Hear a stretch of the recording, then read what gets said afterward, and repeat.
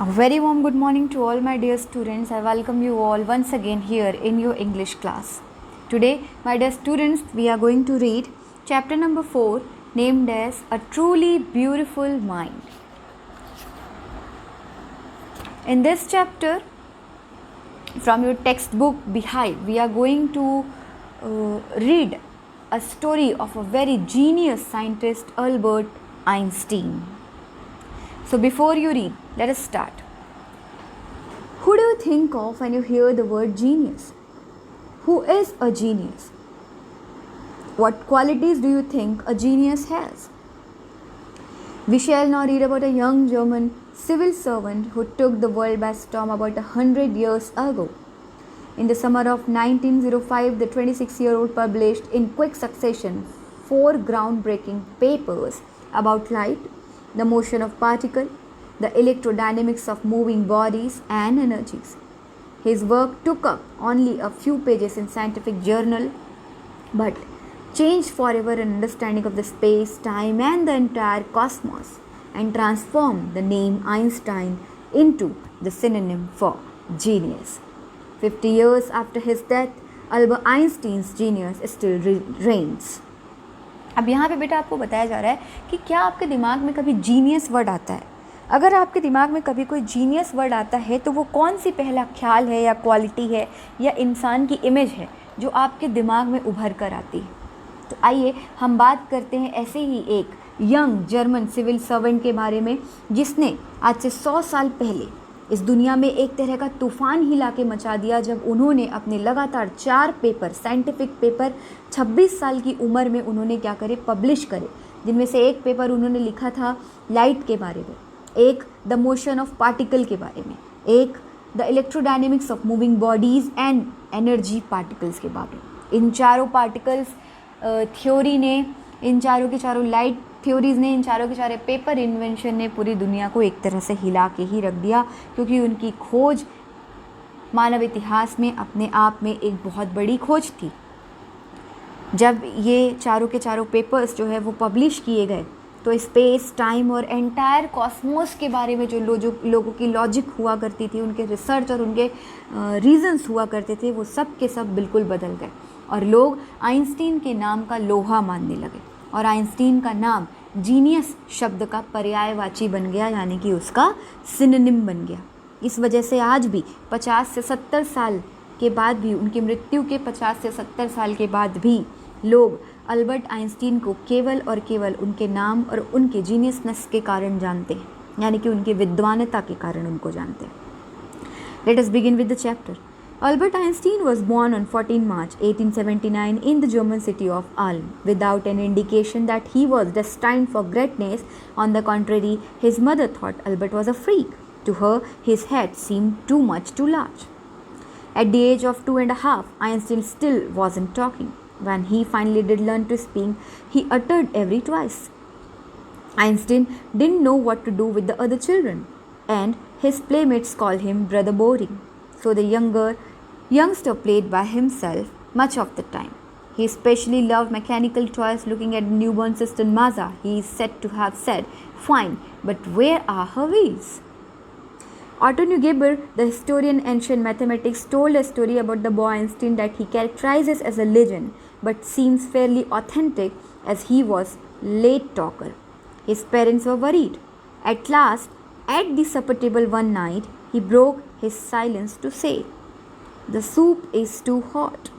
Greatly relieved, his parents asked why he had never said a word before. Albert replied, "Because up to now everything was in order."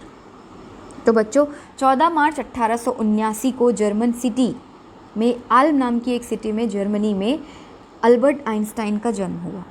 जन्म से ही वो जो थे बिना किसी indication के ये समझ पाना मुश्किल था कि वो एक महानता को दिखाने के लिए, एक ग्रेट इन्वेंशन करने के लिए पैदा हुए हैं, क्योंकि उनके साइन जो हुआ करते थे वो नॉर्मल नहीं थे। उनकी मम्मी को लगता था कि ये एक तरह से फ्रीक है। फ्रीक उस बच्चे को कहा जाता है जो प्रॉपरली बात नहीं करता, अनयूजुअल बिहेव करता है, अजीब देखता है, सोचता है, समझता है चीज़ों को और रिएक्ट नहीं करता। तो अल्बर्ट आइंस्टीन कुछ इसी तरह से थे। तो उनकी मम्मी को लगता था कि यार ये कहीं कोई फ्रीक तो नहीं है। और तो और उनकी माँ को ऐसा भी लगता था कि बाकी बच्चों के कंपैरिजन में, नॉर्मल इंसानों के कंपैरिजन में मेरे बेटे का सर जो है ज़रूरत से ज़्यादा बड़ा है शेप में, ऐसा उनको लगता था। जब वो 2.5 साल के हो गए तब भी आइंस्टीन ने बोलना बिल्कुल भी शुरू नहीं किया था। अगर वो कुछ कहते भी थे तो हर दूसरे वर्ड पे वो क्या करते थे, हर दूसरे शब्द पे अटक जाया करते थे, चुप हो जाया करते थे या फिर उसको बोलते ही नहीं थे। उनके मम्मी पापा को ऐसा लगता था कि ये कब नॉर्मल होंगे, क्या ये कहीं एबनॉर्मल तो नहीं, ऐसा उनको लगा करता था। अपने उम्र के बच्चों के साथ आइंस्टीन खेला भी नहीं करते थे। इस वजह से उनके उम्र के बच्चे उनको बोरिंग कह के बुलाते थे, कहते थे कि ये भाई जो है वो बोरिंग है। ठीक, तो वो क्या किया करते थे, अकेले में ही ज़्यादा से ज़्यादा टाइम बचपन में वो इन्वेंट किया करते थे। मैकेनिकल खिलौनों को देखा करते थे, सोचा करते थे कि ये बनता कैसे होंगे, क्या होता होगा। तो मोस्ट ऑफ द टाइम जो है आइंस्टीन बचपने में भी अकेले रहना पसंद किया करते थे। उसी वक्त उनकी एक नई जो है बहन भी जो है उनका जन्म हुआ, जिनका नाम माज़ा था। तो उसको देख के वो कहते थे, खिलौनों को देखते थे और अपनी बहन माज़ा को देखते थे और कहते थे कि इसके बॉडी में चक्के क्यों नहीं है, जिस तरह खिलौनों में चक्के होते हैं उस तरह मेरी बहन के शरीर में चक्के क्यों नहीं है। सोचो, इस तरह के क्वेश्चन वो उस उम्र में किया करते थे। एक मैथमेटिक्स, एंशियंट मैथमेटिक्स के बहुत बड़े हिस्टोरियन हैं जो एक कहानी बताते हैं अल्बर्ट आइंस्टीन के बारे में। वो कहते हैं कि आइंस्टीन को लीजेंड इसलिए भी कहा जाता है और उनके लीजेंड बनने की पीछे की जो कहानी है वो नॉर्मल नहीं है। तो फाइनली जब उन्होंने बोलना शुरू किया तो आखिर कैसे किया, कौन सा वो पहला इंसिडेंट था जो आइंस्टीन ने पहली बार बात की, तो वो बताते हैं, न्यूगिबर बताते हैं, Otto Neugebauer, the history of ancient mathematics, मतलब एंशियंट मैथमेटिक्स के बहुत महान गणितज्ञ माने जाते हैं जिनका नाम है ऑटो न्यूगिबर। वो कहते हैं कि एक बार क्या हुआ, हम सब खाने की टेबल पे बैठे हुए थे तो अचानक उस दिन आइंस्टीन के वर्ड से पहला सेंटेंस निकला कि the soup is too hot, यानी कि जो सूप है वो काफ़ी गर्म है। तो उनके मम्मी पापा बाकी लोग एकदम भौचक्के से रह गए कि देखो देखो आइंस्टीन बोला, आइंस्टीन ने बात की। तो फिर उनसे जब पूछा गया कि आइंस्टीन बेटा आपको तो बोलना आता है, तो आज से पहले आप कभी बोला क्यों नहीं करते थे। तो आइंस्टीन देखो क्या रिप्लाई कहते हैं, वो कहते हैं क्योंकि आज से पहले सभी चीज़ें नॉर्मल हुआ करती थी, इसलिए मुझे बोलने की ज़रूरत नहीं पड़ी। क्योंकि आज सूप जो है नॉर्मल से ज़्यादा गर्म है तो मेरे लिए वो थोड़ा ऑड है, इसलिए मैं जो आज हूँ बोला हूँ, आपको बताया हूँ कि सूप जो है वो बहुत ज़्यादा हॉट है। तो सोचिए किस तरह नॉर्मल बच्चों से जो आइंस्टीन थे, अल्बर्ट आइंस्टीन, वो बचपन से ही थोड़े अलग थे। तो ये एक कहानी है जो बताती है कि किस तरह उन्होंने लेट से बोलना शुरू किया, ज़रूरत पड़ने पे ही वो बोलते थे, ज़्यादातर अकेले रहते थे, खिलौनों को देखा करते थे, सोचते थे कैसे बनता होगा और फिर इंसानों को उनसे कंपेयर किया करते थे। Let's see what is the story ahead. A headmaster once told his father that what Einstein chose a profession wouldn't matter because he will never make a success at anything. Einstein began learning to play the violin at the age of 6 because his mother wanted him to. He later became a gifted amateur violinist, maintaining the skill throughout his life. एक बार Einstein के teacher ने उनके पापा को कह दिया कि ये आगे चल के क्या प्रोफेशन चुनेगा वो तो मैटर ही नहीं करता, क्योंकि मुझे पक्का पता है कि इसे कभी सक्सेस नहीं मिलने वाली। मगर उनकी मम्मी को और उनके पापा को कहीं ना कहीं इस बात पे बिलीव नहीं हुआ, तो उनकी मम्मी ने सोचा कि चलो इसको मैं थोड़ा सा म्यूज़िक की तरफ जो है अट्रैक्ट करवाती हूँ। तो उन्होंने उसको 6 साल की उम्र में आइंस्टीन को वायलिन सिखाना शुरू करवा दिया। धीरे धीरे आइंस्टीन का जो इंटरेस्ट है वायलिन में बढ़ा। फिर बाद में उन्होंने प्रोफेशनली नहीं बल्कि अपने पर्सनल शौक के लिए, अपने एंटरटेनमेंट के लिए वायलिन बिल्कुल स्किल्ड कर लिया। वो बहुत बेहतरीन वायलिन जो है वो बनाने लगे और फिर जो है उनको एक बहुत अच्छे वायलिनिस्ट के रूप में भी जो है वो याद किया जाता है। लोग बताते हैं कि बहुत अच्छा वायलिन वो प्ले किया करते थे। But Albert Einstein was not a bad people. He went to high school in Munich where Einstein family had moved when he was 15 months old and scored good marks in almost every subject. Einstein hated the school regimentation and often clashed with his teacher. At the age of 15, Einstein felt so stifled that he left the school for good. Einstein को जो है ना 15 महीने की उम्र में उनके parents जो है म्यूनिक शिफ्ट हो गए। वहाँ म्यूनिक के एक स्कूल में उनका जो है एडमिशन करा दिया गया। आइंस्टीन पढ़ने लिखने में बहुत होशियार थे, हर सब्जेक्ट में बहुत बेहतरीन मार्क्स वो जो है स्कोर किया करते थे। लेकिन जो टीचर्स का एक तरह का एटीट्यूड था डिसिप्लिन को लेके, वो उनको पसंद नहीं आता था। वो बात बात पे अपने टीचर से क्वेश्चन कर लिया करते थे और उनसे बहस किया करते थे, क्योंकि उनको उनके टीचर्स के बताए हुए लॉजिक जमते नहीं थे। तो उनके टीचर्स जो है उनसे इरिटेट हो जाया करते थे। इस तरह का अजीब सा डिसिप्लिन, कुछ भी इलॉजिकल रीज़न देना और बच्चों को चुप करा देना, आइंस्टीन को ये चीज़ें जो है पसंद नहीं आई और उन्होंने अपने स्कूल को छोड़ दिया। The previous year, Albert's parents had moved to the Milan and left their son with relative. After prolonged discussion, Einstein got his wish to continue the education in German-speaking Switzerland, in a city which was more liberal than Munich. क्या हुआ, उनके parents कुछ दिनों के बाद मिलान shift हो गए, एक दूसरे शहर में शिफ्ट हो गए और अपने बच्चे को उन्होंने यानी कि आइंस्टीन को अपने एक रिलेटिव के पास छोड़ दिया. बहुत महीनों तक डिस्कशन चला और फाइनली उनके डिस्कशन में आइंस्टीन की जीत हुई. उनका ये कहना था कि मुझे आप लोग जर्मनी भेज दीजिए, ठीक है. तो उनको स्विट्ज़रलैंड भेज दिया गया. स्विट्ज़रलैंड में जो लोग हैं वो जर्मनी बोला करते थे उस वक्त, ठीक है. तो जर्मन स्पीकिंग स्विट्ज़रलैंड में वहाँ पर उनको भेज दिया गया. उनको वहाँ एडमिशन मिला और उन्होंने अपनी आगे की पढ़ाई जो है वहाँ से कंटिन्यू की. और स्विट्ज़रलैंड के जो लोग थे वो ज़्यादा लिबरल थे, ज़्यादा उदार थे कहाँ के कंपैरिजन में, म्यूनिक के लोगों के कंपैरिजन में. वो लोग ज़्यादा जज नहीं किया करते थे लोगों को. ये बात आइंस्टीन को वहाँ की पसंद आई. Einstein was highly gifted in mathematics and interested in physics, and after finishing school he decided to study at the university in Zurich. But science was not the only thing that appealed to the dashing young man with the walrus mustache. अब क्या हुआ, जो scientist वाले field में Einstein आगे बढ़ना चाहते थे वो पहले से ही मैथमेटिक्स और फिज़िक्स के फील्ड में काफ़ी ज़्यादा हाईली गिफ्टेड थे, गॉड गिफ्टेड थे, आप समझ लीजिए. जैसे ही उन्होंने अपना स्कूल फिनिश किया उन्होंने कहा कि मुझे अब ज्यूरिक की यूनिवर्सिटी में जाना है और आगे की पढ़ाई करनी. तो फिर वो चले गए कहाँ, ज्यूरिक. तो देखिए 3 जगहों में उनकी पढ़ाई हुई. पहले तो उनकी पढ़ाई हुई कहाँ पर, म्यूनिक में. म्यूनिक से उनको ले आया गया कहाँ पर, जर्मन स्पीकिंग स्विट्ज़रलैंड में. और फिर वो चले गए कहाँ, university in the Zurich. But Zurich ही एक ऐसी चीज़ नहीं थी, एक रिमार्केबल चीज़ नहीं था जो उनके लाइफ में आया. अपनी मूँछों के लिए भी वो बहुत फेमस हुआ करते थे. लोग कहा करते थे जैसे वॉलरस एक जो समुद्री प्राणी होता है उसकी जिस तरह मूँछ हुआ कहती है, लोग कहते हैं कि उसी तरह की मूँछ जो है अल्बर्ट आइंस्टीन भी रखा करते थे. Let's see the story ahead. He also felt a special interest in the fellow student Mileva Marek, whom he found to be a clever creature. This young sub had come to Switzerland because the university in Zurich was one of the few in Europe where women could get degrees. तो क्या हुआ, अब धीरे धीरे जब वो Zurich की university में पढ़ाई कर रहे थे तो केवल और केवल पढ़ाई में ही नहीं, वहाँ पर उनकी एक फेलो स्टूडेंट हुआ करती थी जिनका नाम था मिलेवा मैरिक. बहुत होशियार, बहुत चतुर थी वो भी. वो जो थी वो आइंस्टीन की बहुत अच्छी फ्रेंड बन गई. आइंस्टीन को उनमें इंटरेस्ट आने लगा, उनकी दोस्ती उनको बहुत पसंद आने लगी. और मिलेवा मैरिक यहाँ पर स्विट्ज़रलैंड में ज्यूरिक में इसलिए आई थी क्योंकि उनको पता था कि ज्यूरिक में जो यूनिवर्सिटी है वहाँ पर महिलाओं को अच्छी से अच्छी डिग्री लेने का उस समय में क्या था, अधिकार था, उनको आगे पढ़ने दिया जाता था. तो इस वजह से वो इस यूनिवर्सिटी में आई. Einstein saw in her a ally against the Philistines, those people in his family at the university with whom he was constantly at odds. Einstein को बाकी लोगों के साथ जो है अच्छे रिलेशनशिप नहीं उनके वहाँ पर बन पाए थे.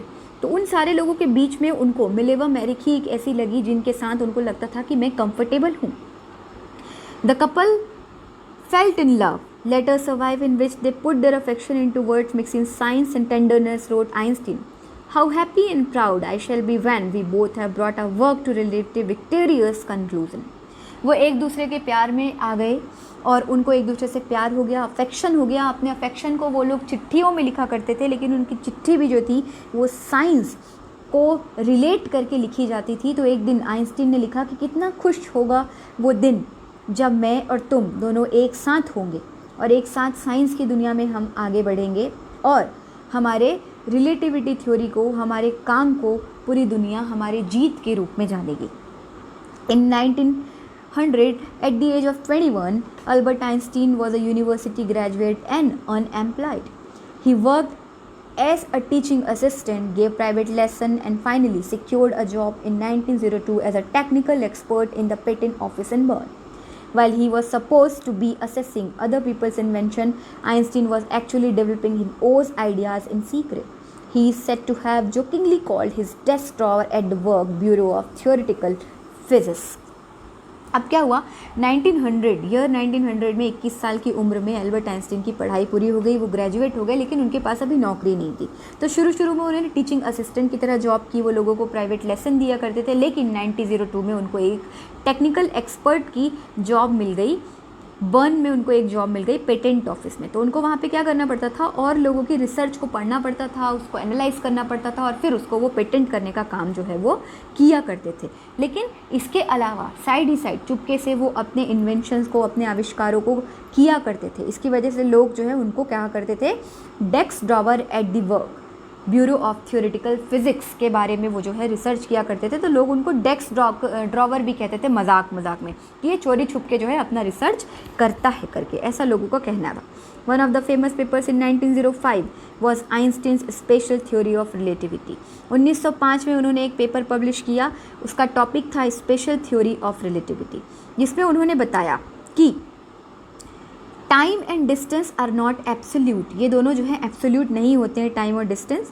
Indeed two perfectly accurate clocks will not continue to show the time same time if they come together again after a journey. उनका ये कहना था कि अगर दो घड़ी में सेम टाइम हुआ है तो उन दोनों को अगर हम एक जर्नी पर छोड़ दें तो जब वो दोनों आकर मिलेंगे तो दोनों घड़ी में सेम समय आपको नहीं दिखेगा। If one of them has been moving very fast relative to the other, अगर एक जो है दूसरे के कंपैरिजन में ज़्यादा तेज़ी से मूव करेगी। तो उन्होंने क्या कहा कि अगर दो घड़ियों पे सेम समय लगा दिया जाए और उन दोनों को एक जर्नी पे भेज दिया जाए, और एक जो है दूसरे के कंपैरिजन में ज़्यादा फास्ट मूव कर रहा है, मतलब उसकी स्पीड ज़्यादा है, चलने की स्पीड ज़्यादा है, तो जब वो दोनों वापस आएंगे तो उन दोनों का टाइम जोन सेम नहीं होगा बल्कि अलग अलग होगा।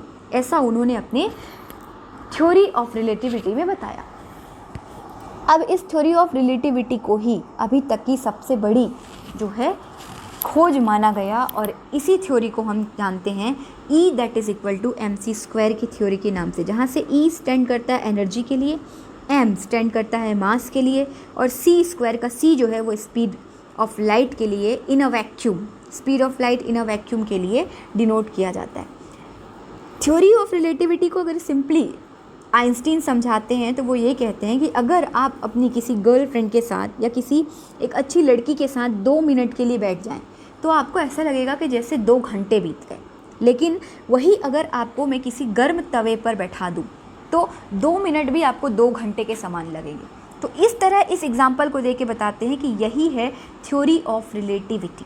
ठीक है, तो देखिए कितने प्यारे एग्जाम्पल को दे करके उन्होंने अपने थ्योरी ऑफ रिलेटिविटी को समझाया है। Let's see the story again. While Einstein was solving the most difficult problem in physics, his private life was unraveling. Albert has wanted to marry Mileva right after finishing his studies, but his mother was against it. जब वो अपनी खोज की दुनिया में, physics की दुनिया में शोहरतें हासिल कर रहे थे, बुलंदियां हासिल कर रहे थे, वहीं उनकी प्राइवेट लाइफ में ऊहा-पोह मची हुई थी, अशांति मची हुई थी, क्योंकि अल्बर्ट अपनी पढ़ाई पूरी करने के तुरंत बाद अपनी फ्रेंड मिलेवा से शादी करना चाहते थे, मगर उनकी मदर जो थी वो इनके अगेंस्ट थी। She thought Mileva, who was 3 years older than her son, was too old for him. She was also bothered by the Mileva's intelligence. She is a book like you, his mother said. Einstein put the wedding off. उनकी mummy को लगता था कि एक तो Mileva उनसे उम्र में 3 साल बड़ी हैं और उनसे ही उनके इक्वल की इंटेलिजेंट है, तो शायद इन दोनों की अच्छे से जमेगी नहीं, इस वजह से वो नहीं चाहती थी कि आइंस्टीन जो है उनसे शादी करें। तो उस समय तो आइंस्टीन ने उनसे अपनी शादी रोक ली। The pair finally married in January 1903, मगर 1903 में उन्होंने उनसे शादी कर ली और उनके 2 बच्चे हुए। शादी के कुछ महीनों के बाद मिलेवा जो थी वो धीरे धीरे अपनी इंटेलेक्चुअलिटी और अपने एम्बिशन को खोती गई और वो एक अनहैप्पी हाउसवाइफ बन गई, जिसकी वजह से 2 बच्चों के बाद भी इन दोनों के बीच जो है अनबन हुआ करती थी। फाइनली इन लोगों ने 1919 में क्या किया, डिवोर्स ले लिया, और उसी साल आइंस्टीन ने अपनी एक कज़िन एल्सा से क्या करा, शादी कर ली। सेम ईयर में Einstein's new personal chapter coincided with his rise to world fame. अब उनकी दुनिया जो है नई शादी के साथ बदल गई, और साथ ही साथ नई शादी के साथ साथ उसी साल उनको पूरी दुनिया में जाना पहचाना गया, क्योंकि उन्होंने एक बहुत बड़ा काम किया। ये देखते हैं क्या था वो। इन 1915 he had published his general theory of relativity which provided a new interpretation of gravity. उन्होंने 1915 में अपने इस जनरल थ्योरी ऑफ रिलेटिविटी को क्या किया, पब्लिश कर दिया, जिससे कि इंटरप्रिटेशन ऑफ ग्रेविटी के बारे में लोगों की सोच जो है वो बिल्कुल बदल गई। An eclipse of sun in 1919 brought proof that it was accurate. और 1919 में जो सूर्य ग्रहण हुआ उससे ये प्रूफ हो गया कि ये थ्योरी बिल्कुल सही है. Einstein has correctly calculated in advance the extent to which the light from the fixed star would be deflected through the sun's gravitational field. Einstein ने पहले से ही बता दिया था कि सन के ग्रेविटेशनल फील्ड से जो स्टार हैं वो किस तरह और कब मूव होने वाले हैं. तो उनके न्यूज़पेपर्स ने जो है उनकी इस खोज को, जिसको उन्होंने पहले से ही डिक्लेयर करके रख दिया था और जो बाद में 1919 में सोलर एक्लिप्स होने पर प्रूफ भी हो गया, तो बहुत बड़ी खोज के रूप में न्यूज़पेपर्स में जो है पब्लिश किया गया और उसको अपने आप में एक बहुत बड़ा साइंटिफिक रिवॉल्यूशन भी कहा गया. आगे देखते हैं क्या हुआ. Einstein received the Nobel Prize for the Physics in 1921. He was showered with the honors and invitations from all over the world and lauded by the press. पूरी दुनिया में उनको जाना गया, पहचाना गया, क्योंकि 1921 में उनको Nobel prize for the physics दे दिया गया. सभी लोग उनको सम्मान से देखते थे, उनको अपने यहाँ इनवाइट किया करते थे लेक्चर्स देने के लिए और थोड़ा अपना फेम बढ़ाने के लिए भी, और प्रेस रात दिन उनके बारे में एक से एक न्यूज़ जो है लिखा करती थी. When the Nazis came to power in Germany in 1933, Einstein immigrated to United States. जब जर्मनी में 1933 में नाजीज़ का दबदबा हो गया तो आइंस्टीन जो है जर्मनी को छोड़कर यूनाइटेड स्टेट्स ऑफ अमेरिका चले गए. 5 years later, the discovery of nuclear fission in Berlin had American physicists in an uproar. Many of them had fled from the fascism just as Einstein had, and now they were afraid the Nazis could build and use an atomic bomb. अब हुआ क्या, 5 साल के बाद nuclear fission का एक जो है खोज कर लिया गया. कहाँ पर? बर्लिन में. और पूरे के पूरे अमेरिका में एक जो है अप्रोर यानी कि ऊहा-पोह मच गई. वो लोग बहुत उदास हो गए क्योंकि उनको पता था कि जर्मनी में जो है बर्लिन में लोगों ने एटॉमिक बम बनाने की जो है खोज कर ली है, और अगर नाजी लोग एटॉमिक बम बना लेंगे तो वो अमेरिका को क्या कर देंगे, बर्बाद कर देंगे. ये अमेरिका को क्या हुआ, एक डर बैठ गया. अब आगे देखते हैं. At the urging of colleague, Einstein wrote a letter to the American President Franklin D. Roosevelt on 2 August 1939, in which he warned a single bomb of this type exploded in a port might very well destroy the whole port together with some of the surrounding territory. His words did not fail to have an effect. The Americans developed the atomic bomb in a secret project of their own and dropped it on the Japanese cities of Hiroshima and Nagasaki in August 1945. 2 अगस्त 1939 को Albert Einstein ने उस समय जो American president थे Franklin D Roosevelt को एक चिट्ठी लिखी और उनको बताया कि आपको एटॉमिक बम नहीं बनाना चाहिए. अगर आप बना भी लें तो प्लीज़ इसको यूज़ करने के बारे में ना सोचें, क्योंकि इस तरह का एटॉमिक बम जहाँ पर गिराया जाता है अपने आसपास की सराउंडिंग टेरिटरीज़ को भी पूरी तरह से तबाह कर देता है. मगर इस चिट्ठी का फ्रैंकलिन डी रूजवेल्ट प्रेसिडेंट के ऊपर कोई असर नहीं पड़ा. अमेरिका ने एटॉमिक बम बनाया और जापान से बदला लेने के चक्कर में उन्होंने 1945 में जापान के 2 सिटीज़ हिरोशिमा और नागासाकी में वो एटॉमिक बम गिरा दिया. आइंस्टीन इस घटना से बहुत बुरी तरह प्रभावित हुए. उनको इस तरह का डिस्ट्रक्शन बिल्कुल भी पसंद नहीं आया. उन्होंने फिर से यूनाइटेड नेशन के इस डिस्ट्रक्शन के बारे में, जो उस समय फिर से वही आपके जो प्रेसिडेंट थे, उनको एक चिट्ठी लिखी और उस चिट्ठी का फिर से यूएस गवर्नमेंट पे कोई भी असर नहीं हुआ. उन्होंने कहा कि आपको अपनी पॉपुलैरिटी के लिए इस तरह के हथियारों का उपयोग दूसरे देशों पर नहीं करना चाहिए. मगर ना ही अमेरिका और ना ही अमेरिकन गवर्नमेंट को उनकी बातों का कोई फ़र्क पड़ा. When Einstein died in 1955 at the age of 76, he was celebrated as a visionary scientist and the world citizen as much as the scientific genius. जब 1955 में इनकी मृत्यु हुई तो इनको वर्ल्ड सिटीज़न के रूप में याद किया गया. इनको दुनिया का सबसे बड़ा जीनियस माना गया. जब इनकी मृत्यु हुई 1955 में तो इनकी उम्र 76 ईयर थी. इस तरह हमने एक महान साइंटिस्ट को 1955 में एट द एज ऑफ 76 खो दिया, या कहें कि आइंस्टीन के रूप में हम सब ने एक महान जीनियस को देखा और हमने ये रियलाइज़ किया कि अगर आदमी चाहे तो वो कितनी महान से महान खोज करके इस दुनिया में एक बहुत बड़ा चेंज ला सकता है. आइंस्टीन अपने आप में बहुत ही जीनियस इंसान थे। जिस तरह की खोज उन्होंने उस ज़माने में की, जिस ज़माने में लोग साइंस के बारे में सोचा नहीं करते थे, वो अपने आप में एक बहुत बड़ी बात थी। उनकी इस तरह की खोज, अगर मैं आपको कहूँ जैसा कि है हिरोशिमा एंड नागासाकी के बारे में, ये अपने आप में बहुत ही महान खोज थी। तो यहीं पर मेरे बच्चों ये चैप्टर जो है वो ख़त्म होता है और हम मिलेंगे अब अगले क्लास में। I hope you all have liked the chapter very much. Keep practicing, keep studying, take care, have a nice day. Bye bye. I'll see you in the next lecture.